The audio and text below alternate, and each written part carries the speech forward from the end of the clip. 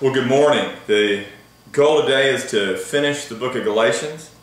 We're going to look in Galatians 6:14. This is a fairly intense verse because this verse talks about your relationship with the world.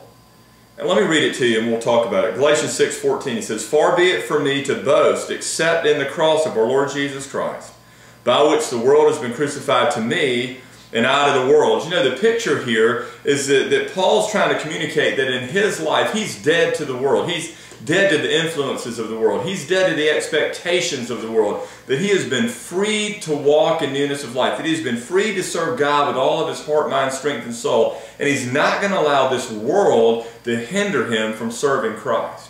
Now, what about you? When it comes to your relationship with God, do you think that on a daily basis that you are moving closer to Christ? Or do you think you're moving closer to the world? 1 John 2:15 and 16. You looked at this in your devotion. Let me read it to you because it really needs to be dealt with today. 1 John 2:15 and 16 says, "Do not love the world or the things of the world. If anyone loves the world, the love of the Father is not in it." He says you can't love God and the world fully at the same time. In other words, if you allow your heart to be led by the desires of this world, then you can be sure that you are not being led by the Spirit of God. There has to be a sense in which you recognize that you must forsake this world in order to serve Jesus Christ. James says it in even a more confrontational way in James chapter 4. In James chapter 4, he says that friendship with the world is hostility with God. That friendship with the world is hatred towards God. That you and I cannot love the things of this world, the influences of this world, the sin of this world, and at the same time grow in our relationship with Christ. We are going to have to sever ties with one. Now let me read this verse to you. In James 4, before he gets to that part, look at what he says. "What causes quarrels and what causes fights among you? Is it not that your passions are waging war within you?"